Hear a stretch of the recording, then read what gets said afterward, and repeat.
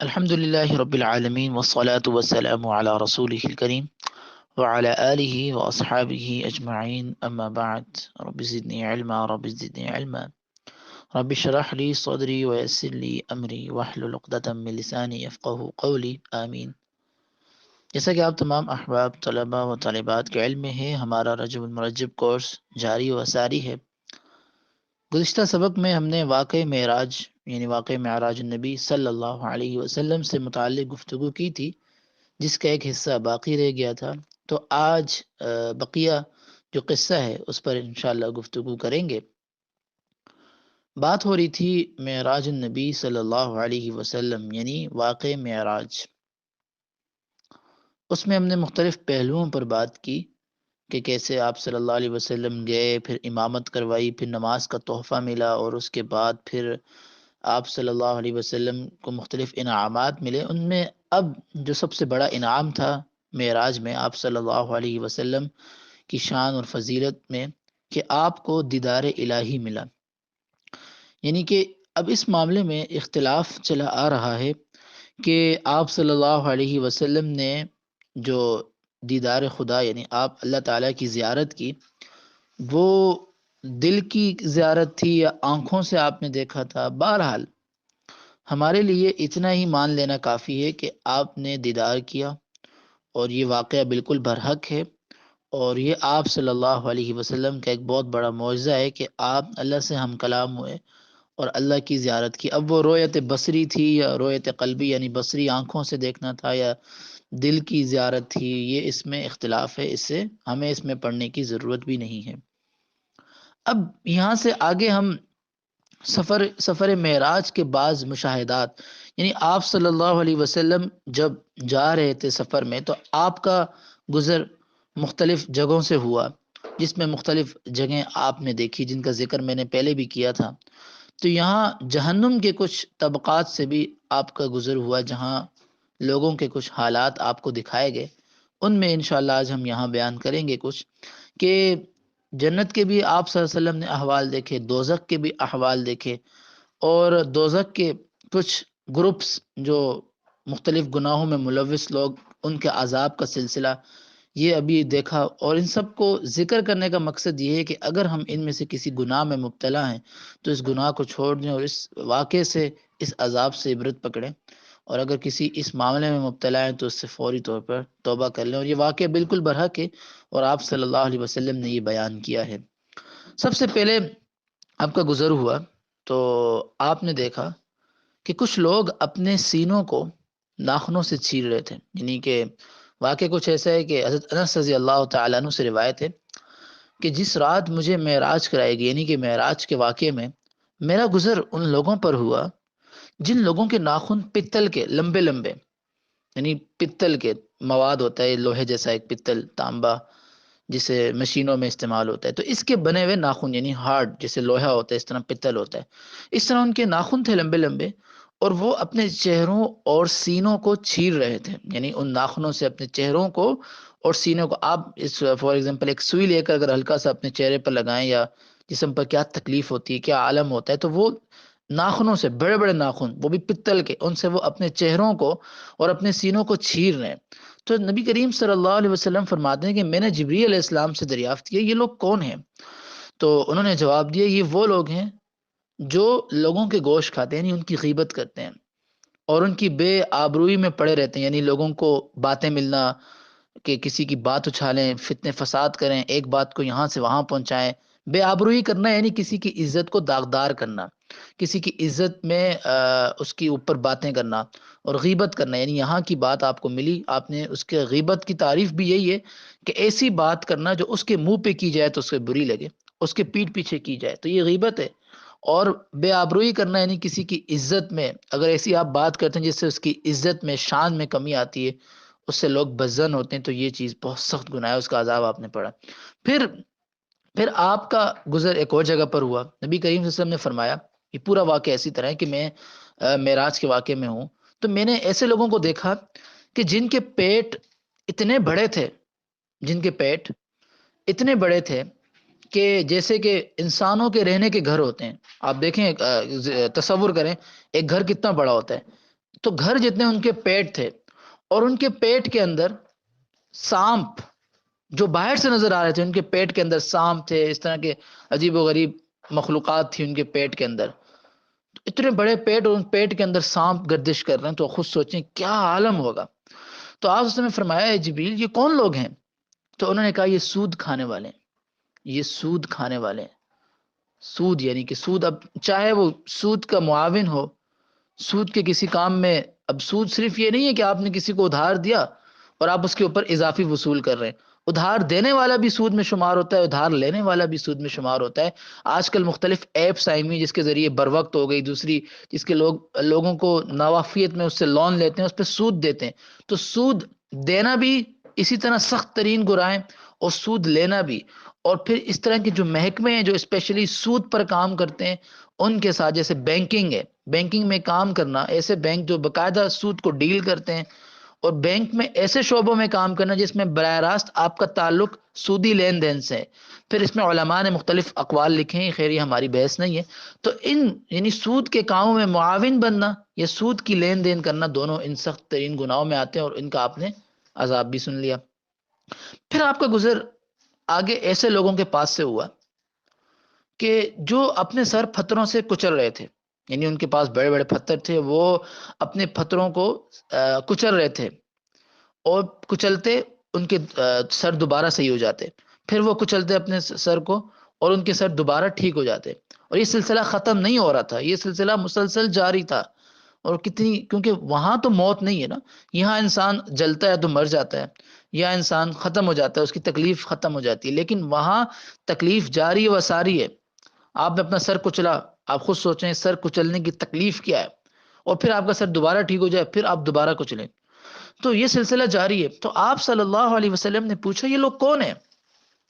جبریل علیہ السلام نے کہا یہ لوگ وہ ہیں جو نماز میں کاہلی کرتے تھے، یعنی نماز میں سستی کرنا، نماز کو چھوڑ دینا، نماز میں سستی کرنا. تو ان لوگوں کو، یعنی یہ نماز پڑھتے نہیں تھے، یعنی یہ بات نہیں ہو رہی کہ نماز نہیں پڑھتے تھے، نماز پڑھتے تھے، یا تو وقت پہ نہیں پڑھ رہے، یا تو چھوڑ رہے ہیں، یا تو قضا کر رہے ہیں. یہ جو نماز نہیں پڑھتے ان کا تو سزا کا لیول ہی الگ ہے. جو نماز بالکل چھوڑ دیتے ہیں وہ تو جہنم. یہ قرآن کی آیت ہے کہ ہم نماز پڑھنے والوں میں سے نہیں تھے اس لیے ہم جر رہے ہیں، ان کا تو سزا ہی الگ ہے. یہ وہ سزائیں بیان ہو رہی ہیں جو مسلمان ہیں، مومن ہیں، باقی سارے اعمال کر رہے ہیں، لیکن کچھ اس طرح کی گناہوں میں مبتلا ہیں اور توبہ نہیں کر رہے، اور اس میں مبتلا رہتے ہیں، اور ان میں موت آ جاتی ہے. تو یہ ان کے عذابوں کا سلسلہ ہے. یہاں تو وہ دوسرے معاملات ہی نہیں بیان ہو رہے جو بالکل انسان فرائض پر عمل ہی نہیں کر رہا، نماز میں سستی اور کاہلی کرنا، نماز کو چھوڑ دینا وغیرہ وغیرہ. تو ان کا یہ عذاب بیان ہو رہا ہے کہ وہ اس طرح عذاب میں مبتلا ہوں گے.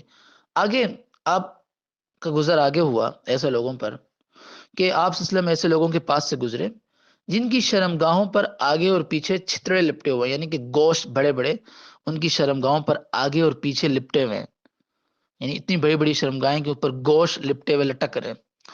اور وہ کھانا اس طرح کھا رہے ہیں جیسے اونٹ اور بیل، یعنی کہ جیسے جانور چارہ کھاتے ہیں نا جھک کے زمین سے پاگلوں کی طرح، تو اس طرح وہ چارہ کھا رہے ہیں. یعنی کہ اور وہ کھا بھی کیا چیز رہے ہیں؟ وہ خبیث درخت کانٹوں والے اور جہنم کے پتے، یعنی جہنم کے پتے اور اس طرح کی چیزیں جس کا آپ تصور بھی نہیں کر سکتے، جو اس دنیا میں آ جائیں تو کہیں کسی علاقے میں آ جائیں تو جیسے ایٹم بم سے زیادہ خطرناک چیزیں ہوں گی وہ. تو وہ کھا رہے ہیں. اور اسی طرح ان کی حیت اور حلیہ آپ دیکھیں، حلیہ کیسا ہے کہ شرمگاہوں پہ گوشت کے لتھڑے لٹکے ہوئے ہیں، اور وہ جانور بنے ہوئے الیاذ باللہ، اور وہ اس طرح اس کو چر رہے ہیں، جانوروں کی طرح کھا رہے ہیں. تو آپ نے پوچھا جبریل علیہ السلام سے یہ لوگ کون ہیں؟ تو آپ نے فرمایا یہ وہ لوگ ہیں جو اپنے مالوں کی زکوٰۃ ادا نہیں کرتے، یعنی وہ اپنے مالوں کو بچا کے رکھتے ہیں اور ان کی زکوٰۃ ادا نہیں کرتے. یہ بہت بڑا پیچیدہ مسئلہ ہے، یہ بہت بڑا پیچیدہ مسئلہ ہے. اکثر خواتین ان چیزوں سے لا علم ہیں، زکوٰۃ کے مسائل کا علم ہی نہیں. گھر میں 2-2 3-3 تولہ سونا ہے، کہتے نہیں 7.5 تولہ سونا نہیں تو زکوٰۃ نہیں. بھئی ایسا اس غلط فہمی میں نہ رہیں. زکوٰۃ کے مسئلے ہیں، پورا ایک قاعدہ ہے. آپ کے پاس 1 تولہ سونا ہے یا 2 تولہ سونا ہے، آپ کے پاس اتنی تولہ چاندی، تو آپ مسئلہ پوچھیں کسی مفتی سے کسی عالم دین سے مسئلہ پوچھیں، آپ کے پاس ملکیت میں پلاٹ ہیں، آیا وہ آپ نے پلاٹ کس نیت سے لیے تھے، آپ کی ملکیت میں دکان ہے، آپ کی اس دکان سے کرایہ آتا ہے، وغیرہ وغیرہ، یہ بہت بڑے تفصیلی مسائل ہیں۔ اور زکوٰۃ انسان پر لاگو بھی ہوتی ہے، انسان کو زکوٰۃ دینی بھی ہوتی ہے، اور اس کو علم ہی نہیں ہوتا۔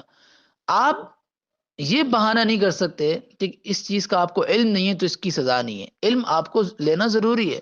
جیسے ایک ریاست میں ایک ریاست ہے، فور ایگزامپل پاکستان ہے، پاکستان کا ایک قانون ہے، اور آپ اس قانون کو توڑتے ہیں، تو پھر آپ کو جب کورٹ میں پیش کیا جاتا ہے جج کے سامنے، آپ جج کے سامنے یہ نہیں کہہ سکتے تھے کہ مجھے اس ملک کے اس قانون کا علم نہ تھا۔